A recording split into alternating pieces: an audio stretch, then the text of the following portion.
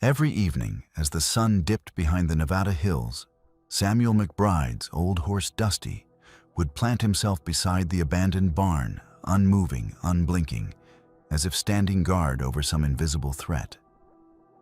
At first, Samuel chalked it up to habit or age. But then came the restless pacing, the hollow snorts, and the nights when Dusty refused to eat. It wasn't until Samuel heard a faint scratching beneath the floorboards that he realized his horse hadn't been staring into emptiness. Something or someone was waiting to be found. Before we dive in, let us know where you're watching from. And if you enjoy this story, don't forget to subscribe. Samuel McBride had known more silence than most men could stand. He was past 60, a widower for 3 years, living alone on the edge of the Nevada desert, where the land stretched so far you'd lose yourself just looking at it. Since Rebecca died that winter, their last together, when the frost never seemed to lift, he'd stopped expecting company, stopped expecting anything really but the next sunrise. He had no children, no kin. Only Dusty, the old Morgan gelding who'd outlived every dog and cattle on the property. And maybe Samuel sometimes thought would outlive him too. The mornings always began the same, the wind scratching at the warped wooden door. Samuel's slow shuffle to the stove to set coffee, boiling his hands, remembering what his heart forgot. Out the window, nothing but dun-colored earth and the gray skeleton of the barn. The barn had been empty since Rebecca died, her things still packed in boxes he'd never find the courage to open her scent. Long faded her laughter, a ghost that clung to the corners. But Dusty was still there. Loyal, uncomplaining, always close, even if the old gelding's legs had stiffened, and his once glossy coat had dulled to the color of ash. Samuel talked to the horse more than he'd talked to any man in years, and Dusty listened. At least he never contradicted. One stifling afternoon near the end of September, Samuel first noticed something odd. He was chopping kindling in the glare, sweat running down his spine, when he saw Dusty standing motionless beside the abandoned barn. Not dozing, Dusty's head hung low, ears pitched forward, and his eyes were locked on the battered door as if he were waiting for it to swing open. Samuel paused axe midair and frowned. He'd seen the horse nap in the sun before, but never like this. He finished his work and went inside, sure Dusty would wander off soon enough. But hours later, as the heat finally gave way to twilight, Dusty hadn't moved an inch. It started as a curiosity. By the second day, it became an ache in Samuel's gut. Dusty, who had always whickered for oats in the evening, now ignored his feed, his nostrils flaring at nothing, his gaze still riveted on the barn door. At sunset, he would stamp his hooves as if warning off something only he could see. He blocked the path between the porch and the barn, sidestepping into Samuel's way when he tried to fetch water or cross the yard. At night, Samuel sometimes woke to the distant, muffled sound of a horse's whinny thin and hesitant, not the deep call of greeting, but something lower, almost mournful. He inspected the barn for snakes or coyotes, even climbed into the rafters with a lantern searching for raccoons or an owl's nest. There was nothing. Just shadow dust and the smell of age and abandonment. Still, Dusty watched. Samuel noticed that the dirt near the barn's base seemed darker, more friable than the rest. Maybe rainwater had collected there, though there had been no rain for weeks. He made a mental note to check for rot or termites, but the days drifted by and the unease grew. There were times, especially after Rebecca passed, when Samuel thought Dusty was the only thing anchoring him to this world. Rebecca used to say, "That horse has got more sense than half the town, Sam. You'd do well to listen when he gets antsy." She'd been right more often than not. Dusty had a knack for sensing trouble there'd been that summer. He'd warned Samuel away from a sinkhole the winter he'd kicked the door in when Samuel collapsed with fever. Samuel owed the horse more than he could ever repay. Their bond ran deep, sealed the day Samuel found Dusty caught in a wolf trap, the wire nearly cutting through the gelding's leg. He'd spent 2 weeks nursing the animal back to health, sleeping in the barn with his battered Winchester across his knees, reading passages from the Bible to fill the dark hours. After that, they'd been inseparable. Samuel would sometimes laugh that Dusty was the only living creature who'd ever heard him sing. So when the old gelding stamped or shuddered, Samuel paid attention.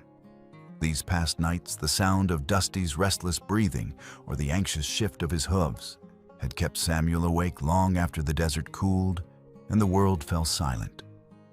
The barn, once a place of warmth and purpose, now stood as a shadow, heavy with something unspoken. One particular night, with the sky black and moonless, Samuel sat on the porch pipe, smoke curling around his head. Dusty was out there again, a pale shape in the dark, staring at the barn as if he could see through its walls. The silence was oppressive. Even the eucalyptus by the gate, normally restless, stood still as gravestones.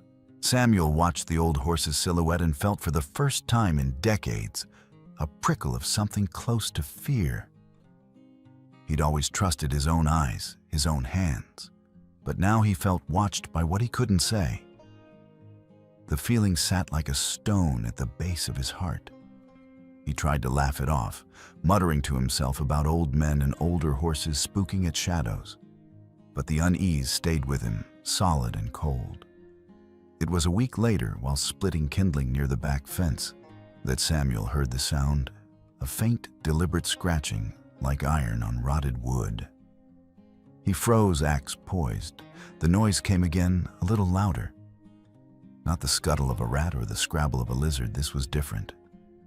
Measured, urgent, as if something trapped was trying to claw its way out. Dusty heard it too. The old gelding jerked his head eyes wide and sidestepped away from the barn, neck muscles corded with tension. Samuel put the axe down and strained to listen, sweat beading on his brow, despite the chill that suddenly touched the air. The scratching continued, irregular but insistent.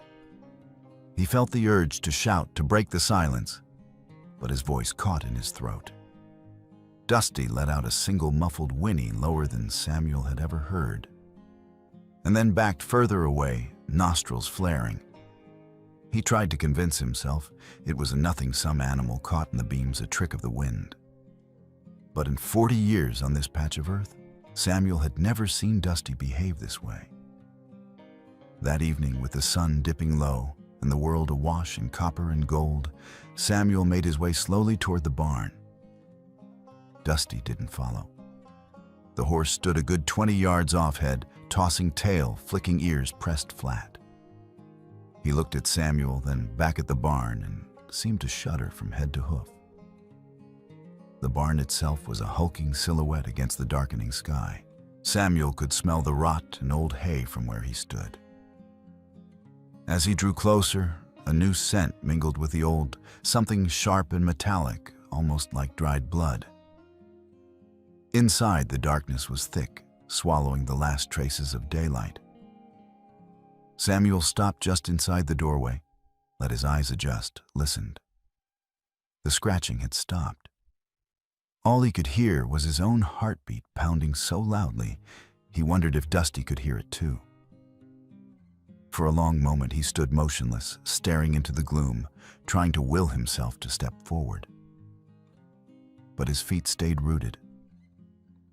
Behind him, Dusty remained where he was, unmoving, his body tense as a bowstring. Samuel exhaled a sound too loud in the hush. He understood then that whatever haunted this place, whatever had set Dusty on edge for days, it wasn't gone. It was waiting. The morning sun barely made a dent in the Nevada chill. Its light crept in pale and slow. Through the frost-edged windows, a weak promise that another day had started. Samuel McBride stood in his cramped wooden kitchen boots, planted wide on the warped planks, his hands wrapped around a mug of black coffee. The coffee was hot and bitter, but he barely tasted it. He stood by the window, squinting past the film of dust clinging to the glass, and watched the world outside come reluctantly into focus. Dust still clung to the yard from the day before, but out near the barn, and the same abandoned barn that had haunted his dreams for weeks, stood Dusty. The old Morgan gelding was exactly where Samuel had seen him the night before and the night before that. He hadn't moved an inch. Even now, with the new day struggling into existence, Dusty held his ground legs stiff, his weight balanced and ready, as if waiting for a command that never came. Samuel studied him. The horse's mane was damp with the last of the night's dew, his dark eyes fixed on the barn door. His ears flicked back and forth, catching the faintest whisper of sound. There was no greeting wicker this morning, no toss of the head, no hopeful nudge for a handful of oats. Instead, the animal was stone silent and alert, every line of his body taut with a question Samuel couldn't answer. For a moment, Samuel felt the hairs on the back of his neck stand up. It wasn't the chill. It was the sight of Dusty so still, so focused, as if he hadn't moved the whole night through. Samuel tried to shake the feeling. He'd known the desert to play tricks on the senses, especially for a man who spent too much time with only the wind and his memories for company. He finished his coffee, set the mug in the sink, and reached for his old leather coat. The morning demanded more of him, some reason to keep moving, to avoid standing still like that damn horse.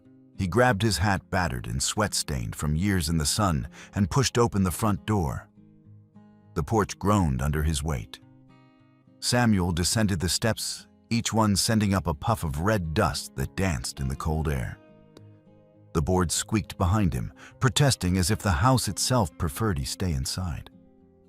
He walked toward Dusty Boots, scuffing across the parched yard, feeling the silence crowd in around him. Normally, Dusty would swing his head, give a low nicker, maybe even trot over for a scratch along his withers. Not today. The gelding didn't move. He didn't even blink. His eyes were locked on the barn, unblinking and glassy. Samuel slowed as he approached. When he got within arm's reach, Dusty startled him. He took several quick steps backward, nostrils flaring. He didn't bolt, but he made it clear he wanted space. Samuel frowned, watching the tension ripple across the horse's muscles. In all their years together, Dusty had only ever behaved like this around snakes or a fresh kill. Horses, Samuel knew, had an unerring sense for things that didn't belong, things dead or dangerous. Samuel patted his side, keeping his own hands visible. "Easy, boy," he murmured. Dusty flicked an ear in his direction, but his body remained coiled, ready to spring if needed. Samuel gave him a wide berth, his concern deepening with every cautious step. He made his way past the porch, circling the old barn where Dusty's gaze remained anchored. The barn itself looked no different than it had for years, weathered planks, sagging roofline windows, caked with grime. But something about the earth near its side caught his attention. Samuel knelt and touched the ground. Right away, he noticed the difference. The dirt was darker here, richer than the sun-blasted soil that made up most of his yard. It was soft to the touch, loose, as if it had been stirred up or unsettled. He pressed deeper. His fingers sank with almost no resistance. There were broken stalks of wild grass, the stems snapped and still wet with mud, a sure sign that something heavy had pressed them down recently. Samuel's brow furrowed. No rain for weeks. No cattle roaming this part of the yard. Who or what had been disturbing the earth here? He sniffed the air, and his nose caught a hint of something off, a sharp, almost sweet scent, like old fabric or hide left to rot in a dark place. He leaned in, inhaling. It wasn't the usual smell of dry dirt or manure, or even the faint acrid scent that lingered after burning brush. This was different, unsettling. He turned and looked back at Dusty.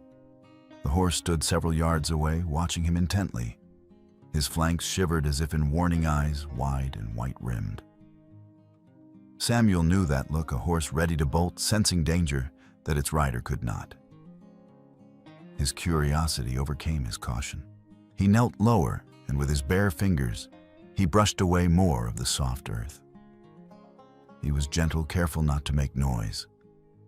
The tips of his fingers scraped something rough and uneven, not stone, not root. Something that resisted his touch with the firmness of old cloth. He dug a little deeper. Soon he uncovered the edge of what looked like burlap, thick, tightly woven, stained a dark, almost oily color. He pulled at the corner, but it held fast, unmoving. Whatever it wrapped, it wasn't small, and it wasn't natural to this place. A chill crawled up his arms. The ground beneath the cloth was moist, darker, still impossible given the long drought. His instincts screamed at him. This shouldn't be here. Nothing about it felt right. Samuel straightened, brushing dirt from his knees, and looked at Dusty once again for assurance. Behind him, the old gelding let out a sharp, clipped whinny. Not loud, but urgent a warning. Samuel turned just in time to see Dusty pawing at the ground, tossing his head from side to side in agitation. His tail swished, and his hooves drummed against the earth in a staccato rhythm. Samuel felt a familiar knot form in his gut. He'd seen Dusty act up at the scent of a rattlesnake at the approach of strangers, but this was different. The horse seemed to be recoiling from memory, from something deeper than mere instinct. Samuel scanned the empty horizon. They were 10 miles from the nearest neighbor. Nobody came out this way unless they had a reason. He glanced back at the earth, his hands still resting on the soil burlap. Something about this was wrong on a level he couldn't name. It felt like reaching into a grave. He stood moving slowly so as not to spook Dusty further, and brushed the loose dirt from his palms. Dusty backed away a few more steps, eyes wide and anxious, but never looked away from that patch of ground. Samuel did not speak.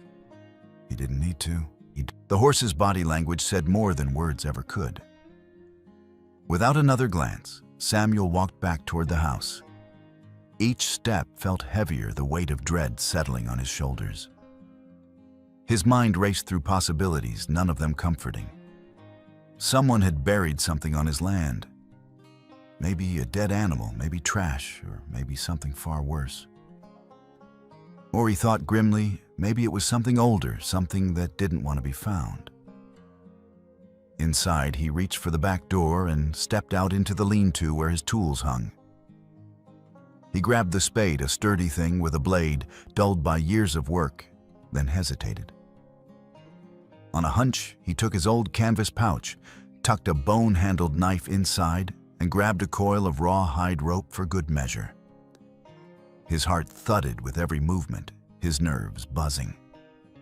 Returning to the barn, Samuel noticed Dusty had shifted position.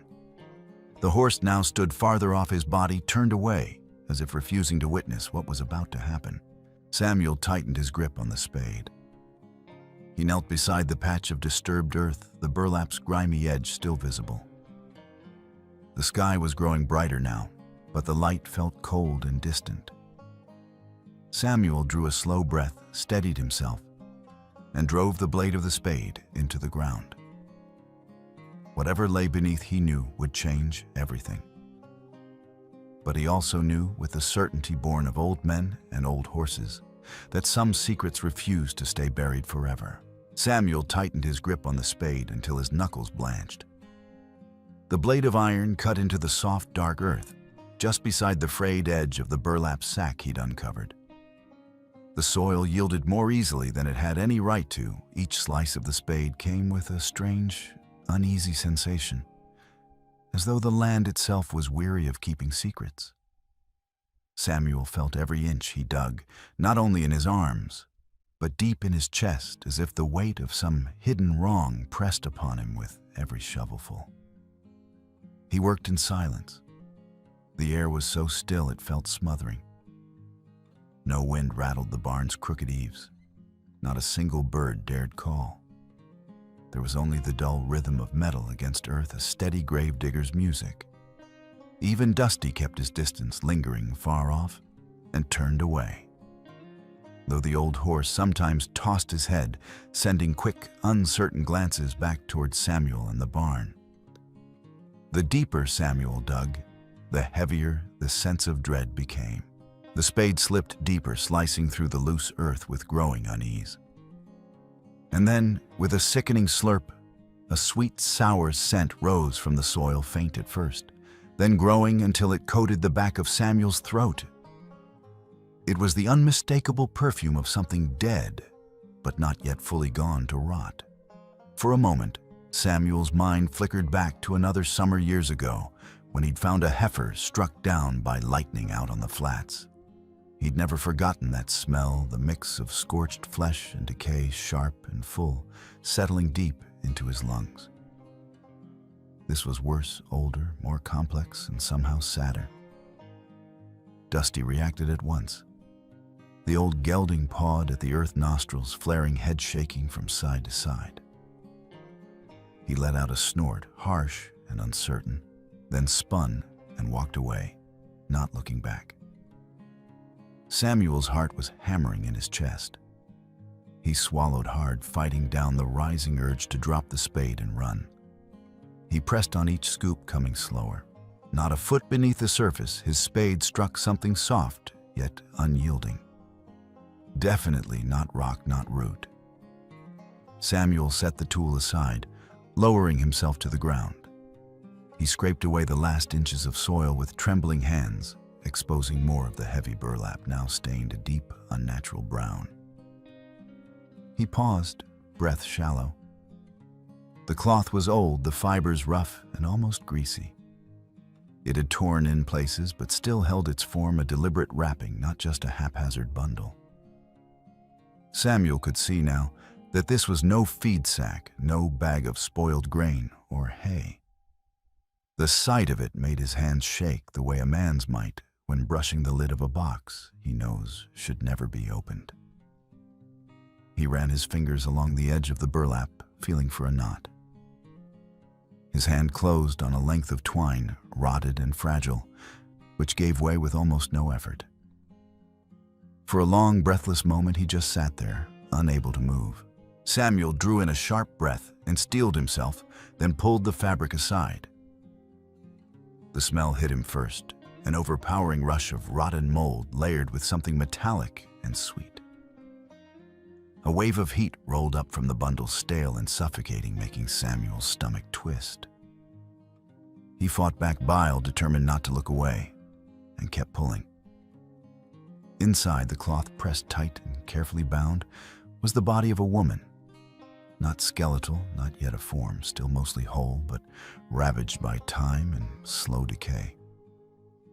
Her face was turned to the side, tangled hair matted to what was left of her scalp. One arm had curled in on itself, the skin stretched and dried, but the hand at the end wore a gold wedding band dulled by earth and age. Her eyes were gone, hollow sockets gaping toward nothing, yet Samuel had the sickening feeling she'd once looked straight into the face of whoever had killed her. She wore a dress, or what was left of it. The cloth, the faded gray of storm clouds, now crusted with old dirt and a rust-brown stain where the chest had collapsed inward. Samuel couldn't tell if it had been a knife, a bullet, or strangulation, only that her final moments had been anything but peaceful. There were no prayers, no cross, not even a proper grave. Someone had simply bundled her in this rough cloth, dumped her in a shallow pit, and covered her over like trash. Samuel's strength failed him. He fell back, landing hard on his haunches, mouth open, gasping for breath that tasted of death and dust. His hands shook so badly he had to clutch them together to stop. He'd seen bodies before, men and beasts, friends lost to war and accidents, and winters too hard for mercy. But he'd never found a woman buried like this. Never thought to find such cruelty sown into his own land. He stared at the wedding band, his mind churning. Who are you, he wondered. Who loved you enough to give you that ring, and who hated you enough to take everything else? Why here? Why me? He wanted to look away, to close her eyes, or at least cover her face. But he couldn't. He forced himself to scan the ground for clues. Was there anything else buried? Anything that might explain this horror? But there was only her wrapped and left in the dirt, silent and accusing. From somewhere in the distance came a sound, a single broken whinny that tore through the hush of the morning. Dusty Samuel realized, his voice raised in a warning. The land itself seemed to echo. The horse's cry rose and fell, stretching thin and mournful across the open fields. When Samuel turned, he saw Dusty standing at the far edge of the pasture, head lifted high, every muscle straining as if to keep the world at bay. Samuel called out, but Dusty only flicked an ear, refusing to come closer, refusing even to look at what had been found. The message was clear.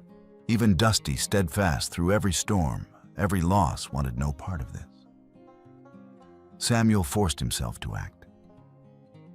He reached for the edge of the burlap and carefully pulled it back over the woman's face, wrapping her in darkness once again. His hands were steadier now, the shock giving way to something colder resolve. Someone had buried their crime on his land. Someone had expected the earth and time to swallow the truth. He stood slowly, dusting the dirt from his knees, the spade feeling twice as heavy as before. His mind was already racing through what to do next. Go to the sheriff, wait, and watch bury her again, and pretend nothing had happened. He knew deep down that his solitude was over. The world he'd built so quiet, so closed, had been breached. There would be questions, dangers, consequences. He looked back at Dusty, who had settled near the fence line, still silent, watchful. The horse would not return, not while the shadow of death lingered near the barn. Samuel gazed at the barn, the disturbed earth, the rough, hidden bundle. Everything he'd been, every routine and habit, felt like it belonged to another life, a simpler, safer life. Now nothing was safe. And Samuel understood with a clarity sharper than fear. From this moment on, his quiet existence was at an end. Samuel had just finished pulling the musty burlap back over the dead woman's face, hands trembling but determined. He knelt for a moment longer, chest heaving in the cold, scent-thick air. In the distance, the land was still, except for a faint vibration beneath his knees, a low tremor that grew steadily louder. He looked up, heart thudding, just as the sound sharpened and resolved into the drumming beat of hooves against packed earth. Someone was coming fast and with purpose. It was rare for anyone to ride out this far on a morning like this. The McBride place was not on any main road. It squatted at the edge of Nevada's high desert, a patch of hard-won ground no one bothered with, unless they had a reason. Samuel's gut tightened. In the world, he knew every horseman who approached meant business good, bad, or deadly. He rose, brushing the dirt from his knees, and shielded his eyes as he looked down the rutted trail that snaked up from the south. The rising sun caught a red cloud of dust billowing over the horizon, and out of it, a single figure grew sharper, the silhouette long and upright in the saddle. The rider guided his horse with a sure hand, his path arrow straight toward the barn. Samuel stood motionless, X-shaped shadow, stretching toward the barn, waiting. The rider slowed only slightly as he neared the edge of the yard, then pulled his horse to a neat, dust-churning halt. Samuel recognized the man at once, though it had been years since their last proper conversation. Jedediah Crane. Jed, as most called him, lived 5 miles east past Silver Ridge. He and Samuel had driven cattle together as young men back when dreams stretched as far as the range before too many droughts and deaths pared down both fortunes and hearts. Jedediah hadn't aged kindly. He wore a brown fedora, sweat-stained at the brim, and a long black leather duster that gleamed in the weak sunlight. He looked more banker than rancher these days. His boots polished his shirt and vest, crisp and clean, in a way few men bothered with out here. His horse, a jet-black gelding, was a striking animal, well-fed, better cared for than most stock in these parts. Jedediah's eyes swept the property, lingering for a fraction too long at the edge of the barn, the spot where Samuel had just unearthed a nightmare. There was no hint of greeting in his gaze. His look was appraising, sharp, almost predatory. He dismounted in one practiced motion, dropping to the ground as lightly as a much younger man. He let the reins dangle and sauntered forward, boots crunching the red soil, never once looking at Samuel directly, until he was just a few paces away. Jed's voice was bright, but the words curled at the edges. "Out digging holes so early in the day, Sam." He smirked, the sort of smile that never reached his eyes. Samuel wiped his palms on his trousers. "Ground's gone soft around the barn. Thought I'd shore up the foundation before the next windstorm comes through." Jedediah didn't answer right away. He stopped near the edge of the yard, just out of reach, as though something invisible warned him not to get too close. He sniffed the air, then wrinkled his nose. "Smells like something died out here," he said, voice quieter, almost thoughtful. "You sure you're not just burying old secrets?" Samuel kept his face neutral. "Could be a badger, maybe a coyote," he said. "This land buries things all the time, Jed. Most of them not worth digging up." The two men stood in uneasy silence, dust swirling around their boots. Jedediah's eyes flicked from Samuel to the patch of fresh-turned earth, to the smudge of burlap just visible at the edge of the shallow grave. Samuel could see the calculations ticking behind those pale eyes. Jed didn't step forward. Instead, he began a slow circle, boots trailing a measured path around the barn, gaze never leaving the ground. "Funny thing," Jed murmured, pausing to toe the soft soil. "This dirt here is softer than it ought to be. Looks to me like someone's been digging awful recent." He glanced up at Samuel, who stood framed against the morning sun, hands resting lightly but firmly on the spade. "Maybe you're looking for something you lost," Jed suggested, his voice sly, "or trying to hide something you found." Samuel said nothing. He let the silence stretch the air between them, brittle as old bones. He watched Jed carefully, tracking every twitch of muscle, every feigned look of curiosity. Jed crouched, fingers brushing over the dirt. "Sometimes things get buried that shouldn't stay buried, Sam," he said, almost gently, "and sometimes the land don't want to keep them anymore." Behind them, the barn loomed, empty windows watching. For a long minute, neither man moved. Then, from the direction of the fence, Dusty let out a shrill, slicing, whinny, sharp and jarring, the sound of a beast roused to anger. Samuel flinched, but Jed ignored it, not even glancing at the horse. But Dusty's reaction was telling.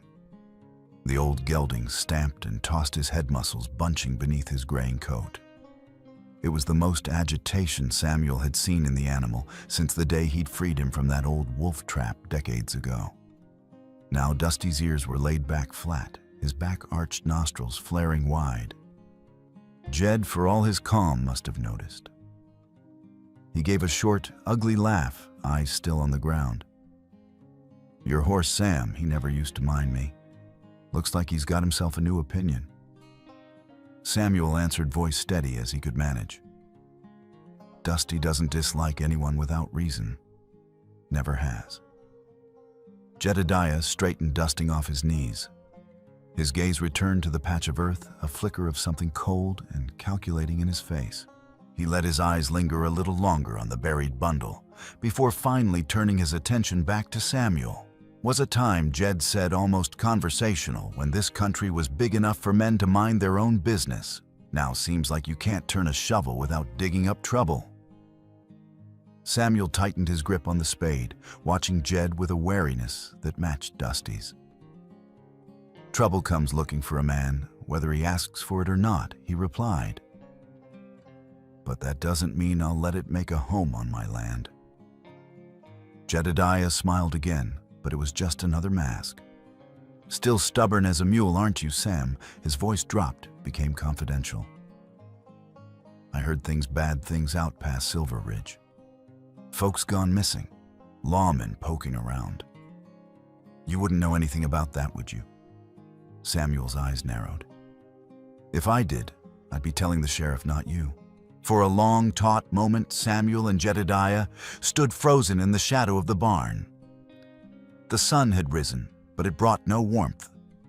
The air seemed suspended, waiting for a sign. Jedediah had just thrown his warning into the space between them. Voice edged with a cold cynicism, "Some things are better left beneath the earth." Samuel was about to answer when a new sound shattered the stillness, a pounding thunder of hooves from the east, echoing out of the sparse pine woods beyond the yard. Both men snapped their heads toward the sound, eyes narrowing against the growing wind. The noise was urgent, not the easy canter of travelers, but the desperate cadence of a chase or a flight from something behind. In the rising gust, dust twisted in small, mean spirals, and the acrid scent of sweat and horseflesh rode in ahead of the riders. Samuel tasted it on the back of his tongue, a warning sharper than any spoken word. Within moments, 3 riders burst into view, their horses lathered and blowing hard flanks, heaving as they tore across the last stretch of open ground and came to a skidding halt in the bare yard before the barn. The man in front commanded instant attention. Tall, broad-shouldered, draped in a slate-gray duster that snapped about his boots. His hat brim shadowed his face, but his eyes gleamed hard, metallic and cold, as sharpened steel. Clayton Reese. Samuel knew the name, though not the man. Reese was a figure out of stories, an operator, a fixer, a man to whom others deferred. The 2 behind him looked rougher, one lean and wild-bearded with a permanent squint from too many days riding into the sun. The other squat and broad skin darkened by wind and grit, his mustache caked with old tobacco. Both wore guns low and loose, their stares roving the yard like hungry wolves. But it was not Samuel they watched, not at first. Their eyes found Jedediah Crane and pinned him there. 3 men, 3 horses, the weight of a reckoning in every gaze. Reese nudged his horse forward until he stood less than 10 strides from Jedediah, boots planted in the dirt, hands still and loose at his sides. He offered no greeting, only the barest twitch of a sneer. "Well, look what the wind's blown in," Reese said, voice as dry as powder. "Didn't expect to find you here, Jed." Still in the habit of burying your trash on other folks' land, Jedediah did not flinch, but Samuel saw the dart of his eyes, quick and calculating. "This stretch of dirt's never been much but trouble, Reese. I could ask the same, what brings you up to God's forsaken country?" Reese jerked his chin at the raw earth by the barn, the half-covered bundle of burlap still visible in the shallow grave. "The trail leads straight to this yard. I can smell what's under that canvas from half a mile away, and so can my boys." The man with the squint spat in the dust. "You've been busy, Jed," but Jedediah kept his composure, arms folded across his chest. "You're mistaken if you think you know damn well I'm not." Reese cut him off. His voice was icy dangerous. "You think you can just make problems disappear by shoving them in a hole? We're not here by chance." Dusty, who had been standing far off, suddenly spun in place, hooves thudding against the hardpan. The old gelding's ears went flat, neck arched, and he began to stamp the earth with a nervous, angry energy. When Reese's men edged forward, Dusty let out a wild, rolling whinny, a sound that cracked through the air and made the horses of the new arrivals toss their heads in agitation. Samuel stepped up and laid a hand on Dusty's neck, voice low. "Easy, friend. I don't like the look of him either." Reese didn't spare a glance for the horse. His attention was fixed on the ground by the barn. He barely moved his lips when he spoke, but the words came out clear. "We're looking for a woman," he said. "Been missing less than a week." One of the others chimed in, voice rough. Her name's Eleanor. Left Wells Station 5 days back. Never made it through the pass." At that, Jedediah's jaw tightened, and Samuel saw the vein in his neck pulse. He gripped the edge of his gun belt, knuckles whitening, but said nothing. Reese's eyes never left Jedediah. Funny that. Trail led us here, and the tracks say there was a struggle not far from where we stand. Makes a man wonder who paid for the job. Jed's mouth worked, struggling for a reply, but Reese pressed on. "So Jed, want to tell me why every bad story in this valley seems to end at your boots? Or should we go ahead and dig up whatever it is you put in the ground?" Jedediah forced a hollow laugh. "You chasing ghosts, Reese? Or maybe just looking to pin your mess on someone else?" "I only just rode in. Haven't been here long enough to stir up a snake." "Wrong." Reese snapped his voice, growing louder. "You didn't just ride in, you circled back to make sure the grave stayed covered." He shifted in the saddle, the gray duster falling away to reveal the butt of a Colt peeking from his belt. The tension in the yard spiked invisible lines, stretching tight between the three parties, Reese and his men, Jedediah in the middle, and Samuel off to the side. A silent observer dragged into a game that had begun long before this morning. One of Reese's men let his hand settle on the grip of his pistol. "Maybe we stop talking and see for ourselves. I'm not partial to surprises." Samuel drew back a step, planting his feet wide and wrapping his fingers around the shaft of the spade. He felt the gravity of the moment settling on his shoulders. It was no longer a question of accident or bad luck. The woman in the ground was Eleanor. He knew it now with a certainty that made his mouth dry. Jedediah was involved, whether as killer or accessory. And Reese's group, whatever their official purpose, had come not to grieve or investigate, but to recover something. A keepsake. A secret silence perhaps paid for in blood. Samuel, who had buried his wife on the sunlit hill and lived out his years with only the land and his horse for company, now found himself boxed in by men with pistols and too many secrets. Reese's glare swept back to Samuel. "You old man," he said, voice sharp and expectant. "You dug that hole. Tell me straight, what did you find?" Samuel met the younger man's eyes, his own voice slow but steady. "I found someone who deserves a proper burial. That's all." Reese's mouth curled into a thin smile, cold and without mirth. He flicked his gaze toward Jedediah. "I suppose we'll see before the day's done, won't we, Jed? We'll find out who's still standing to bury the rest." For a moment, no one spoke. Wind twisted through the yard, tugging at coats and hats. In the hush, Dusty let out a final piercing whinny, a sound that rang like the toll of a bell, announcing that the first act was finished and the real reckoning was yet to come. The sun was climbing higher, bleeding through the last scraps of morning haze.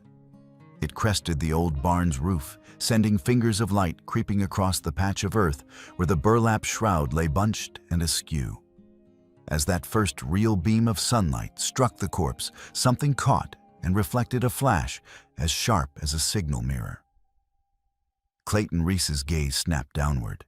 He jerked back on the reins, his whole body suddenly rigid. For a heartbeat, everyone else watched him. Then he swung down from the saddle boots, landing heavy in the dirt. "Hold your horses," Clayton snarled, his voice low but boiling. He strode forward, not bothering with caution or respect for the dead. In one motion, he ripped the edge of the burlap aside, exposing Eleanor's slender neck. There, half concealed by hair and the stained collar of her dress, hung a silver necklace.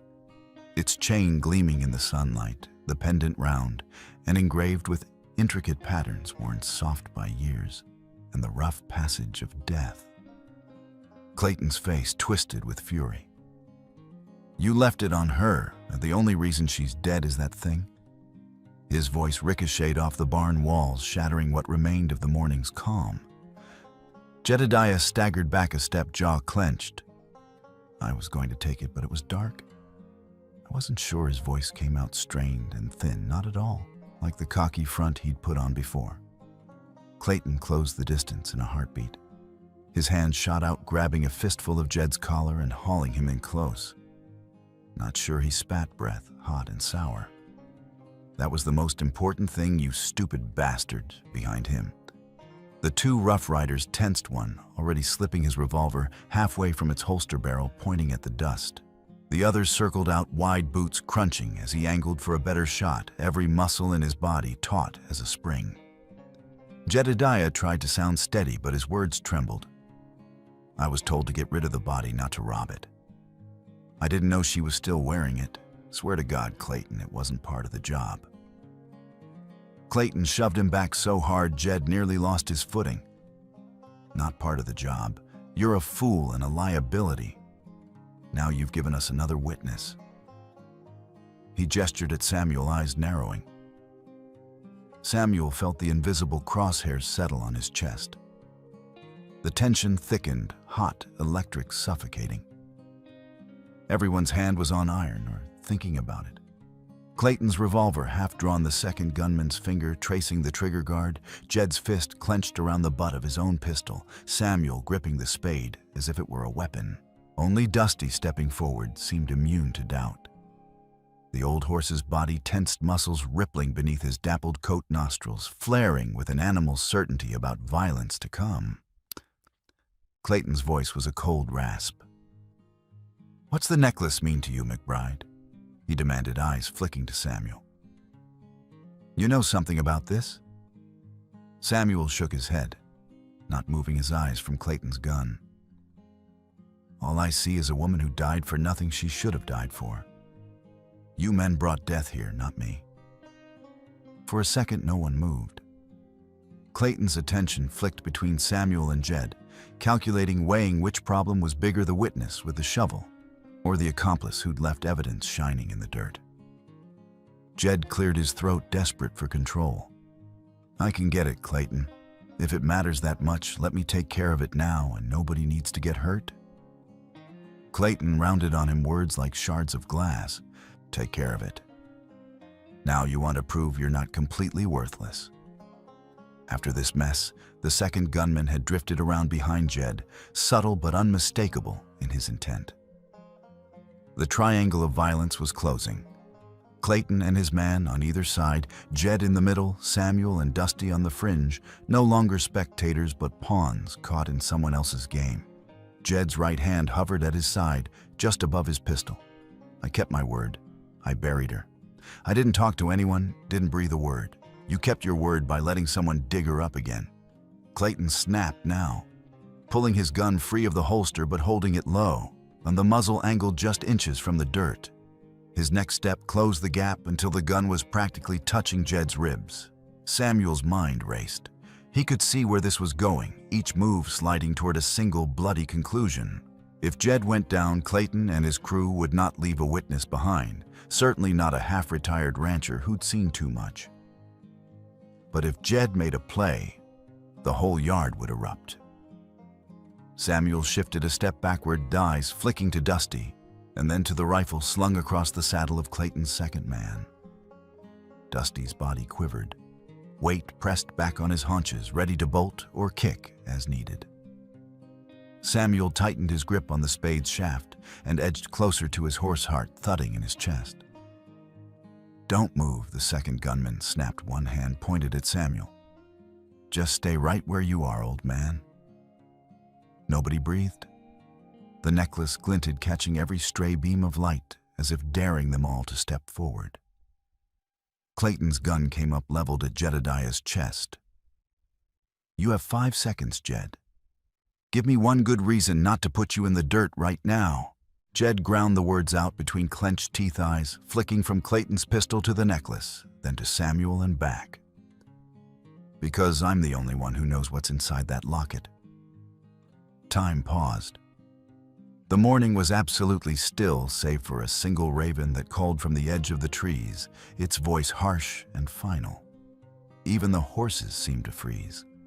Clayton's men, Jedediah, Samuel, even Dusty, everyone was balanced on the edge of a knife. The tension in the yard was an animal thing, a living presence circling them all, jaws open, waiting to strike. In that breathless moment before violence, Samuel moved. He eased a slow, silent retreat from the group, making a show of caution as he angled himself toward the old barn. No one stopped him. No one noticed his left boot catching on something rigid beneath the brittle weeds and crusted soil by the rotted threshold. Samuel bent as if steadying himself, heart-pounding breath tight in his throat, and his fingers brushed against the corner of a folded paper, half-hidden, yellowed with time. The edge stuck up just enough from a splintered board that only someone desperate or lost in thought might see it. He kept his head low back, turned to the group and their glinting pistols, and quickly slid the paper into the deep inner pocket of his coat. A glance, just a flicker toward Dusty at the fence line. The old horse gave a small toss of his head, a movement so subtle that only a man who'd spent his life reading horses would notice. It was almost as if Dusty were urging him, "Take it. You'll need what's inside." Voices flared behind him, Clayton and Jedediah still bickering, guns loose in their hands, the words ugly and sharp. Samuel, now pressed into the barn's sheltering shadow, eased the letter free with shaking hands. The paper was stiff, fragile, with years and dampness. The script faded in places where rain had found its way through the roof or mice had chewed at the edges. He smoothed it open, breath caught, and read the first line. "If you are reading this, I didn't make it to you. My name is Eleanor. Eleanor Hart, Rebecca's sister." The words slammed through him with a force nothing in the yard could match. For a heartbeat, Samuel's world narrowed to the letter. The memory of Rebecca's grief, her midnight tears for the sister who vanished 3 years before, all crashing back. Everyone said Eleanor had run off bored wild, a girl who didn't know her place. But Samuel remembered the nights Rebecca woke, gasping, her hands clenched in his shirt, whispering that her sister would never just leave. Not without a word. Not without her locket. He read on the letters, swimming as his vision blurred with anger and the ache of loss. "I know you heard Father died in a riding accident. That's a lie. Jedediah poisoned him. I have proof. He wanted the lucky strike." Samuel's breath caught in his chest. Elias Hart, Rebecca's father, had been an iron-hard man with a soft spot only for his daughters. He'd built his fortune from nothing but a claim and his own stubborn will. Lucky Strike was the name on everyone's lips in those days, a silver lode so rich it spawned legends. But Elias would never sell, never even let his daughters know where the true seam ran. There were rumors of strangers making offers, threats made in the night. Elias ignored them, or so everyone thought, until the day his body was found in the creek, face down a shattered bottle nearby. But Eleanor's handwriting grew more frantic, slanted and uneven, as if written in the dark or on the run. Father knew they would come for him. He said, "If something happens, there's only one man left who can keep this safe. Samuel won't sell. He doesn't fear guns. He's the last honest man left in this valley. He made me promise to take the locket to you. The map is on the back, hidden under the etching. Don't trust Jedediah. Don't trust anyone who comes looking." Samuel felt his hands trembling. The sound of raised voices and nervous horses drifted from the yard. But for a moment, all he could hear was Rebecca's voice, soft with grief. Papa always said, "You were the one who understood the land. He trusted you." Eleanor's letter grew hurried words, slanting, ink-splattered. "They followed me from Wells Station. I think it was Jedediah, maybe others. If I don't make it, I'm hiding this letter near the old barn, close to the ground where you'd look if you were in trouble. If you find it, Samuel, you'll know what to do. Don't let them win. The necklace is the only way to the real Lucky Strike. I'm sorry. Forgive me for bringing this to your door. Tell Rebecca I love her." He stared at the signature, just Eleanor, shaky and hurried. and for a long moment the world swayed around him. Elias's hand on his shoulder hard and paternal, the old man's voice rough from years in the mine. "Look out for my girls, Sam. Justice is the only treasure that matters." The wind rose outside, a low moan against the barn's splintered slats, and Samuel hunched over, closing his fist around the letter. He remembered the months after Elias died, Rebecca's eyes hollow with loss, her faith slowly eroded by the world's indifference. He remembered how she broke when Eleanor vanished, how she wandered the house like a ghost, clutching the silver locket in her fist. Now, every suspicion, every unfinished sentence, every shadowed glance in the years since finally made sense. Eleanor had never abandoned them. She'd been murdered for the locket and the secret she carried. Samuel's sorrow curdled to something hard, cold, and focused. His life had been a series of retreats, first from the world, then from the future, and finally into the lonely comfort of routine and memory. But now everything he thought buried had come clawing out of the earth, demanding justice. He forced himself to read the last lines again. "If you find this, you'll know what to do. The necklace is the only way to the real lucky strike. Don't let them win." Outside, the argument grew sharper. Clayton was shouting, "Jedediah," stammering, both men circling the grave and the silver locket, as if it were a fuse ready to catch fire. Samuel looked down at his hands, at the letter stained with old tears, and finally understood what he must do. He folded the paper tight, tucking it deep into his breast pocket, then stood and straightened his shoulders. The past wasn't done with him, not yet. He strode back into the sunlight posture, steady, the lines of his face set, with a resolve that had been missing for years. The men fell silent at his approach, eyes wary, hands twitching at their holsters. Clayton's glare was hard suspicious. "Find something interesting in that dirt old man." Samuel met his gaze, voice quiet but clear. "Just a reminder that sometimes the dead have a longer reach than the living. Some things aren't buried so easily."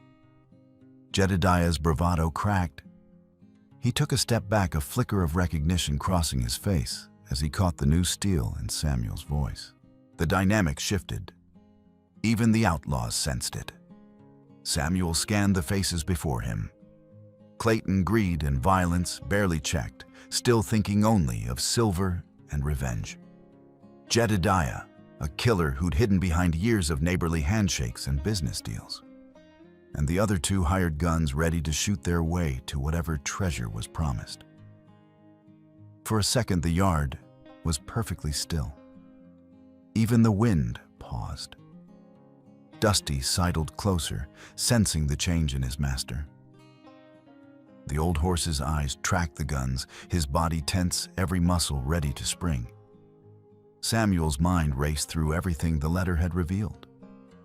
Jedediah had taken money from Clayton, had tried to silence Eleanor, but the job was only half done.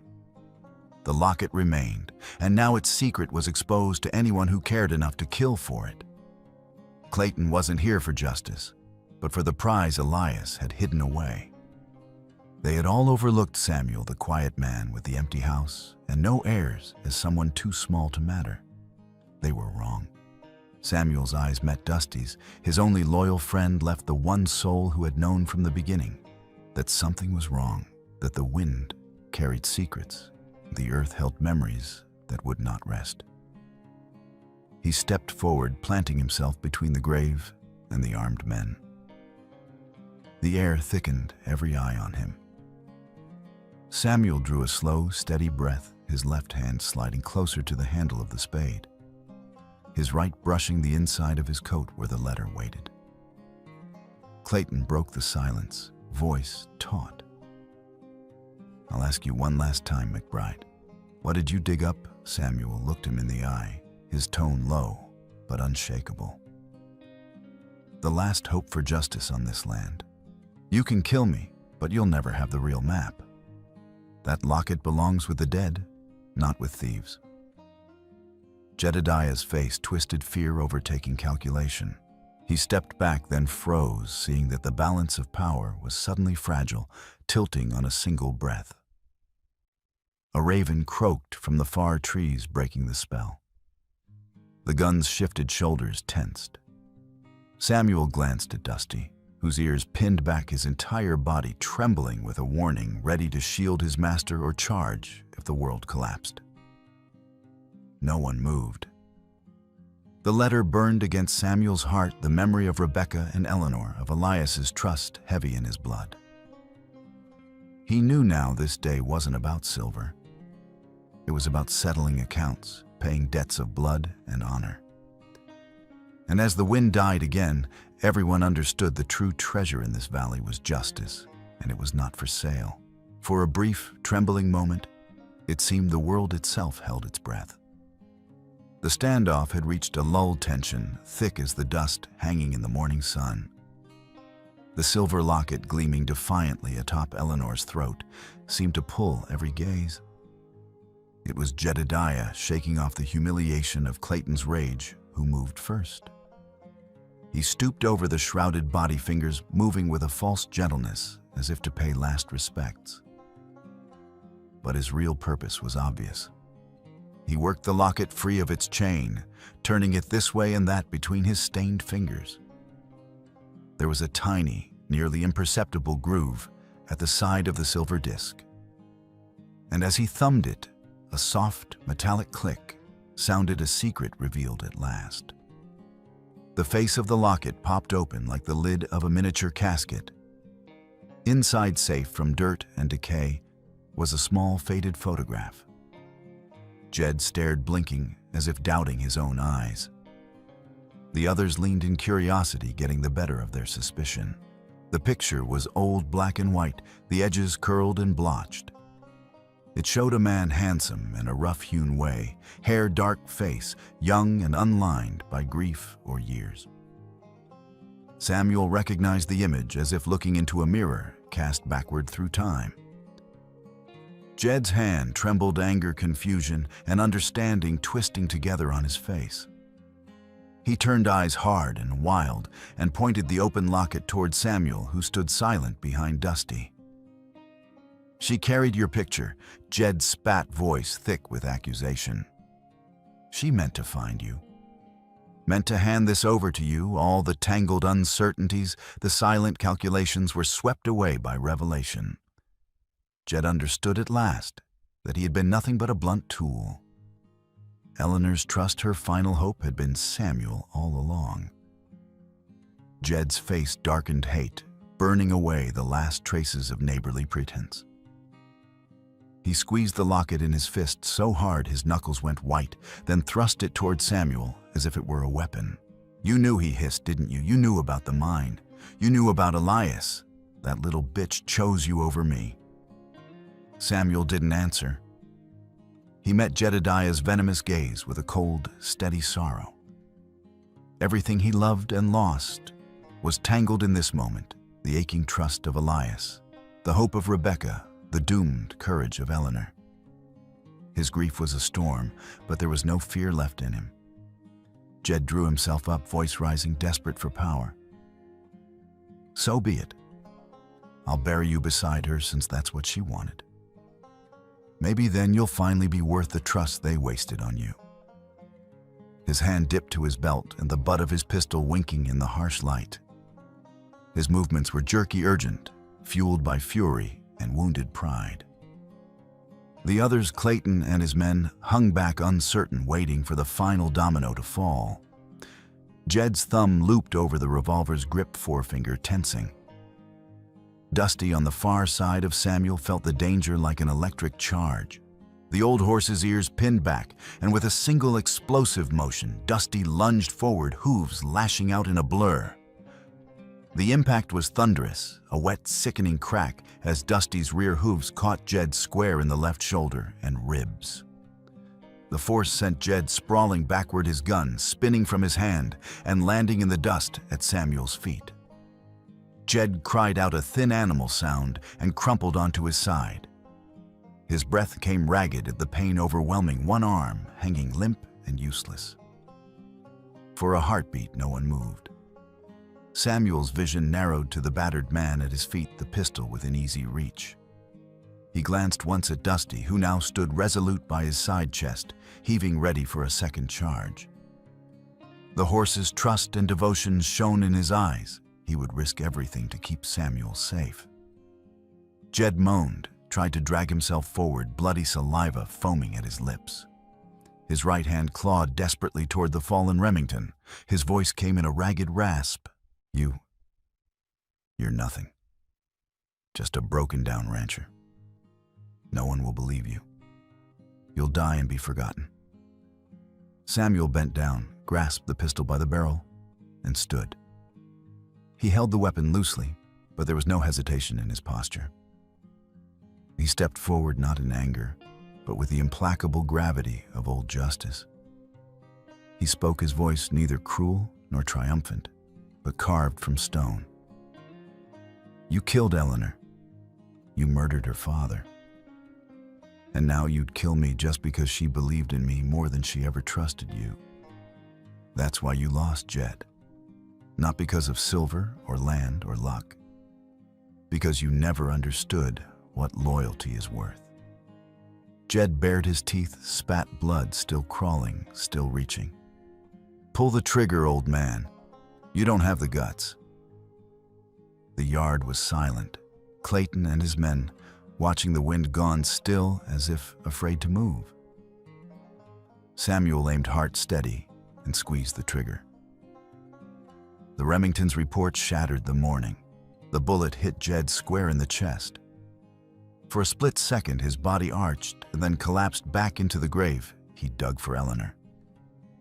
His head lolled to the side, staring unseeing at the locket still crushed in his fist. Smoke curled from the barrel. The echo of the shot rang and faded, leaving behind a silence that felt larger than the open sky. Samuel stood above the body's shoulders, sagging as the weight of a decade's pain and secrets drained out of him. He looked down at Jed now. Nothing but a husk, another sinner returned to the dust. The earth had a way of reclaiming its debts. Clayton said nothing. For all his violence, he recognized justice when it struck hard and true. He signaled to his men, who holstered their pistols and stepped back. No one wanted to challenge the old man who just outlived his enemies. Dusty stepped forward, pressing his nose gently into Samuel's palm.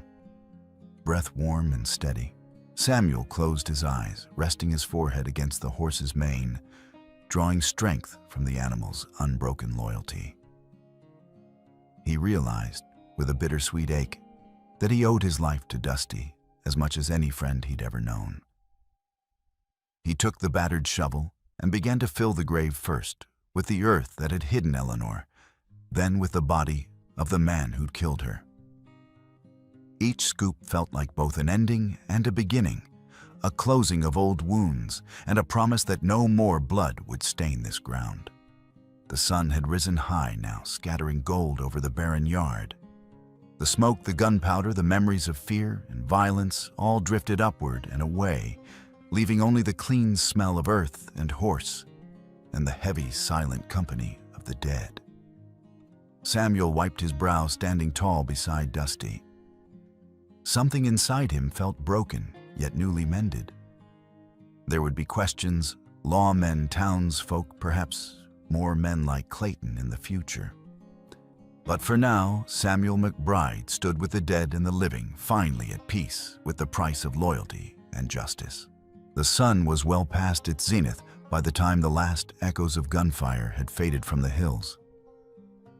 Clayton Reese and his men departed in silence, their faces shadowed by burdens they could not leave behind. They carried nothing from the ranch, no silver, no secrets, only the weight of failure. Samuel watched them disappear beyond the sage and scrub, feeling neither triumph nor vengeance, just a deep, exhausted relief. He saddled Dusty at dusk and rode slowly to the telegraph station in Wells. It was nearly nightfall when he finally sent the wire to Sheriff Marcus Hanley, a man who'd known Samuel since the days before Rebecca's laughter filled the house. The law was not quick in these parts. It took nearly a full day for the sheriff and his deputies to arrive, trailed by 2 wagons and the persistent, morbid curiosity of townsfolk who'd followed at a distance. The investigation was methodical and grim. Jedediah's body was photographed, his death declared a result of self-defense. One man's violence stopped by another's last resolve. Eleanor's remains were handled with a gentleness rare among frontier lawmen. Samuel handed over the battered letter, and the sheriff read every word in silence, his jaw tightening with each line. Clayton was questioned, but proved slippery as an eel. Everyone knew he'd hired Jedediah, but with no surviving witness willing to testify and the key evidence buried with Eleanor, the law could only do so much. Reese left Nevada soon after fading from the territory, like a storm that had passed never to return. In the quiet after Sheriff Hanley clapped a hand on Samuel's shoulder. "Not many men would bleed for justice, Sam," he said, eyes somber but proud. "But you kept your word. You saw it through." Samuel could only nod, feeling the ache of a decade settle into his bones. He had not sought violence, but when it came, he'd answered in the only way left to him. Samuel chose the hill behind the ranch for Eleanor's burial, the same place he'd laid Rebecca to rest, more than 10 years before. It was the highest point on his land facing the eastern sky, where the sun first touched the earth every morning. It was a place of solace and memory, a place he'd sat with Dusty through long, cold dawns, watching the world turn golden and new. He dug the grave himself with the old shovel biting through red soil that yielded with surprising ease. He set Eleanor's coffin beside Rebecca's 2 women bound by love loss and the unyielding bonds of family. There were no grand speeches, no sermons, just a man, his horse, and the wind. Before he covered the coffin, Samuel took the silver locket, cleaned now of blood and grime, and pressed it into Eleanor's still cold hands. He closed his own rough fingers over hers for a moment and whispered, "I don't need a map, Ellie. I have something finer." The woman who held this trusted me more than all the silver in Nevada. His voice was nearly lost to the breeze, but in that small sunlit moment it felt as though she heard him. He covered the grave, gently smoothing the earth with care, until there was no sign of the violence that had led her there. As he worked, the wind died, and the world grew perfectly still. Only the quiet breathing of Dusty standing watch beside him reminded Samuel that life continued. When the last spadeful was laid, the sun was rising, flooding the hill with a promise of peace. Samuel stood between the 2 graves, his hat pressed to his chest, feeling gratitude and grief twined inseparably within him. Samuel never sought out the lucky strike. He kept Eleanor's letter and the official record of her death, but the locket and its secret rested with her beyond the reach of greed. He let the world's rumors swirl of the legendary necklace of a map, to riches buried somewhere in the heart of the ranch, but he paid them no mind. To Samuel, Eleanor was the treasure lost and found the truth unearthed from years of lies and shadows. The story of silver would outlive him, passed from miner to miner, embellished in every telling. But he knew the truth, and that was enough. He kept the land, refusing every offer. He stayed with Dusty, who had become his only constant and the last living witness to what had passed. The ranch was quieter than ever, but its silence was clean, a silence that held peace, not secrets. After that day, Dusty no longer stood sentinel at the old barn. The haunted days of restlessness and warning were gone. But in the evenings, when the world turned gold and long shadows stretched from the cottonwoods, Samuel would find the old horse lingering near the twin graves. Dusty did not neigh, did not stamp or fidget. He simply stood, head bowed, as if guarding something sacred. Somehow Samuel felt the animal understood more than most men about pain, about loyalty, about the weight and cost of justice. In those silent dusks, Samuel would sometimes sit beside his horse between the two graves, not speaking, not mourning, just keeping vigil. Between them, the world was right for a time. Old wrongs answered debts, paid the land at rest. Months passed. The red earth grew hard against stubborn weeds and grass springing up around the new grave. Stories about the events on Samuel's ranch filtered through wells and beyond, changing with every retelling. No one could say exactly what had happened, but people began to speak of Samuel McBride as the man who dug up justice. There were rumors of treasure hunters and strangers drifting through sniffing after lost silver. When they found him, Samuel would just smile, scratching Dusty's neck and say, "There's no treasure finer than the place two brave women rest in peace up on that hill."